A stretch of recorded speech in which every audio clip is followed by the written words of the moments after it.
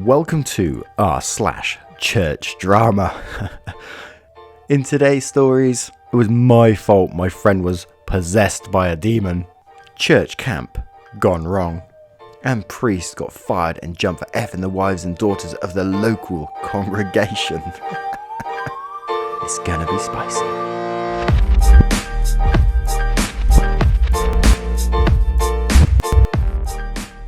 What is up, guys, and I do hope you're well. If you do enjoy Reddit stories, please consider hitting that like, that subscribe button and that notification bell, as it really keeps this channel pushing forward. Thank you very much, guys. Let's get into it. Our first story is from Otaku Ninja. It was my fault my friend was possessed by a demon. So I posted this earlier about the church camp faking an active shooter and mentioned that I have several more stories from that church. Here's another one that I feel angry about, and forgive me, I'm still sort of uneasy talking about. Slight trigger warning, I mentioned self-harm in this story towards the end. During the summer of 2012 when I was 17, I had this friend named Lucy, fake name. She was a couple of years younger than me, but we both went to the same church. We were really good friends, so during one particularly free week, I asked if she wanted to stay over. She ended up staying over for almost the entire week. We had a lot of fun, going to an arcade in the city a couple of hours away, going to a water park, etc. We were really big anime fans. She had never seen Death Note, so I pulled it up on my phone at night and we watched it together. My mum thought anime was demonic. She ended up really liking it just as much as I did. We were weaves and decided to cosplay as a couple of the characters as best as we could. Being not allowed to wear makeup or pants, or cut our hair, you get the picture. Anyway, went to the dollar store down the street from my house one day when my mum was at work and bought some notebooks, black construction paper and glue, white markers, etc. We decided to make our own Death Notes. We never planned on writing real people's names in them or anything though. We had a laugh about it and just kind of kept them for show.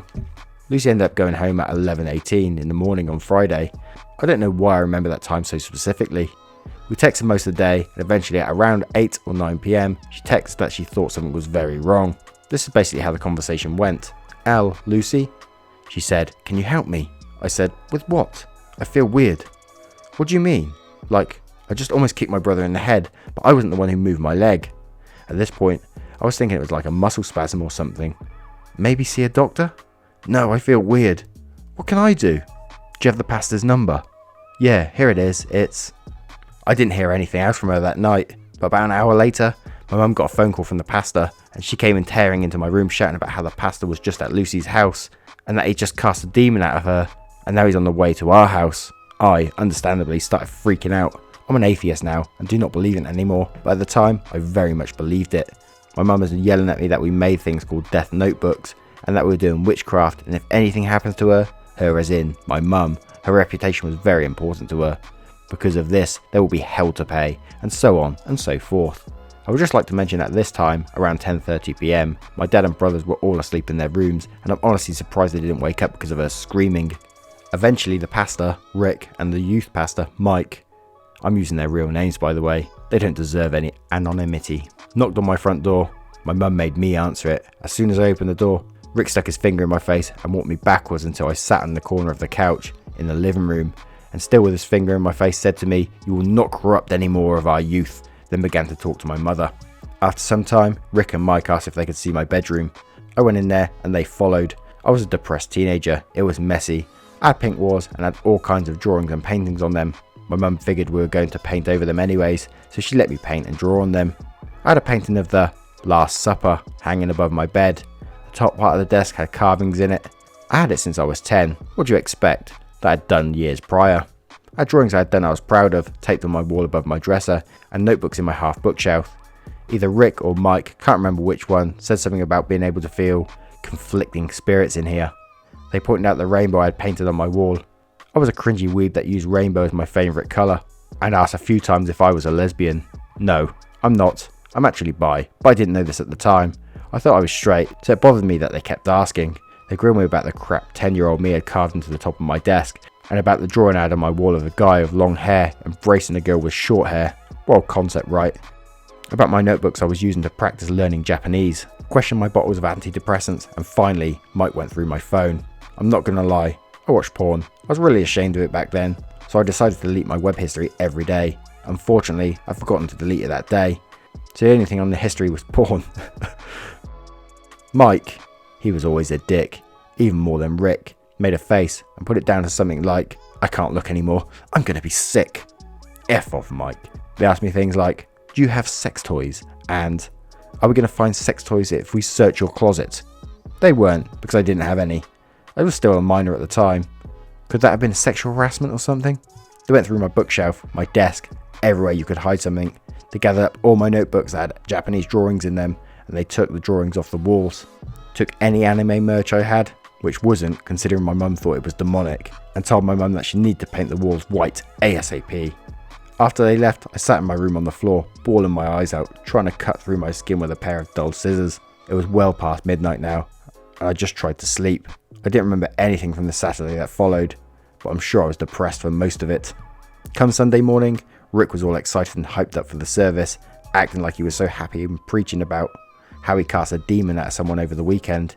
He mentioned that there was a second house he went to, and that the person wasn't as productive.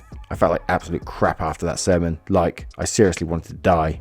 After it was over, a close friend of mine, who hated going there but was forced to, told me that in a prayer room before church, where most of the influential people go before church to pray for the sermon, Rick had told him his version of the story by actually saying my name. Things got really bad for me after that. People openly treated me differently or acting like I didn't exist, and I became increasingly suicidal, though that's a whole story of its own. I'm not going to get too religious, because I know there's some religious people out there, but that almost sounds like a cult mentality, doesn't it? The way they're acting, like come in and put your finger straight in a miner's face and say, like, you're a demon kind of thing. I hope you're much better in life now, though. Church camp gone wrong. Buckle up. I discovered this subreddit. I don't think people are prepared for me. I have several stories from the church I grew up in. None of us that have left still consider it to be a church, but a cult. I spent 18 years there and have countless stories that I'm sure would be interesting to some. This story though is about the last year anyone from the church I grew up in went to church camp. So just a bit of backstory. I grew up in apostolic Pentecostal, think Jesus camp, but a step worse. And after you turn 12, you could go to the camp for a week in the summer.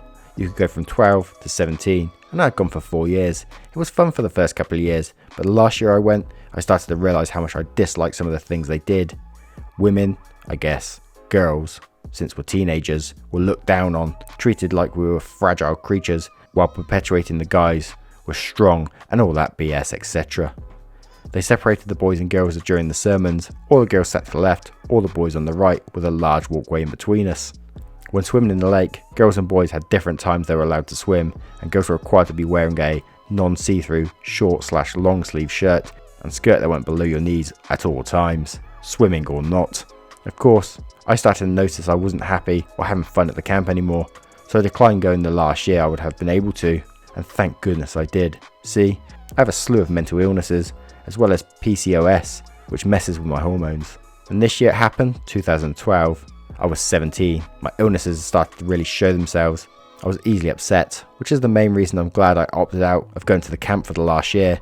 One of my closest friends, I call her Mary, related to me after the camp that year a shocking event that took place, which I'll summarise in her words here. They faked an active shooter, woke all of us up in the middle of the night, banging on the doors of the cabins. They put us on lockdown for an hour, took us to an outdoor area and told us someone was targeting the area. We heard gunshots, and then a man with a gun entered the area and pointed it at the pastor. Not once were we told this wasn't real. One kid peed their pants, another started screaming, "That's not funny, that's not effing funny." The girl I was with, utterly terrified. I shielded her at the time. I was suicidal and ready to die, but she didn't deserve to. Yeah, the church I went to never addressed it, but they never sent anyone back. What the hell? Why would they do that? Like, in another dimension, I can imagine, like, they do in schools where they practice lockdowns and stuff, but actually having someone come in and point a gun at them and faking gunshots in the area and things and waking them up in the middle of the goddamn night and not telling them. Oh man, what a mental place. Priest got fired and jumped for effing the wives and daughters of the local congregation. Whew, this is going to get spicy. Although I no longer believe or practice, my mother asked me to come with her every year to midnight mass at the church my family has been going to for decades. I love my mum, and it's the small thing that makes her really happy, so I was toughing through it for an hour. This year, returning home from college, I noticed that Father Jeffrey, the priest who baptised me, and who has been the head of the church for years, was replaced by an unfamiliar face, as usual stand. We were sitting in the pews about 5 minutes before the service started, so I asked my mum where he was in a tone that others around us could hear. All of a sudden, the lady sitting in front right of me turns around and just glares at me. I'm now very confused why the gremlin looking F is so fixated on me, and my mum gives me the "don't talk about this right now, shut the F up" look, and I just pretend nothing was ever said. Once we got back to the car after the mass has ended, my mum spills the beans. Apparently, Father Jeffrey was not a celibate man he vowed to be. During my time away at school, the husband of the head of the choir came home to find Father Jeffrey inserted in his wife's mouth. The husband understandably proceeded then to beat the crap out of him and also post all about what he had seen on the wall of the church's Facebook page, although they deleted the post very quickly. News spread around the tight-knit congregation like wildfire. Tons and tons of some of the church's most loyal families begin to leave or threaten to do so. The mums were in uproar and things went south fast. The following Sunday, Father Jeffrey and his gigantic balls still gave his usual sermon. My mum told me that even from the furthest back row, you could see his black eyes and bruises. How could he possibly preach after such news came out, you might ask? As I had said, Father Jeffrey had been there for decades and practically owned the place. The rest of the loyal church staff did what any Catholic church does best and tried to hide/pretend that the situation at hand had not occurred. Because he was not fired, much of the congregation who loved the affected husband were out to get Father Jeffrey. The infuriated mothers made it 5 minutes before they started heckling him, and the service soon turned to chaos. Everyone was screaming at everyone, and the churchgoers began to leave pandemonium. Said scene of parishioners flocking out in hordes caused the security to storm in and down the aisle thinking something bad was happening. In this frenzy of words, apparently another woman came forward and said that a 19-year-old daughter had confided in her and that Father Jeffrey had sex on multiple occasions. Several other women also began accusing him of making advances on them, with one lady flat out admitting they had sex in the church. According to my mum, he'd been effing people's wives for years. Two sides formed during the shouting match, with the priest and security on one and the churchgoers on the other. Fear of his own safety, as a large group of men had become increasingly aggressive with the newest revelations. Father Jeffrey had fled to his private parking lot, hopped in his Tesla, and was never to be seen again. The service was cancelled on site, and for the following week, due to maintenance, Father Jeffrey was fired and replaced, and the church entered into an awkward phase for a few months. The husband divorced the choir wife, and apparently still goes to church with his kids. My mum said a lot of people have come back, but it's still a giant elephant in the room. Oh dear. You gotta feel sorry for the families that it affected. I mean, the people he was sleeping with, because he must have destroyed God knows how many families. If he was using his position to abuse people, God knows what he was saying to them.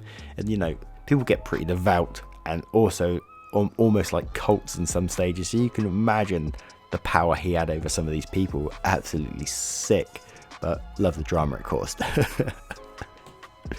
Anyway guys, I hope you enjoyed this subreddit of church drama. If you did, don't forget to leave a comment below because I would love to hear it. Thank you very much guys. Take care now. Goodbye.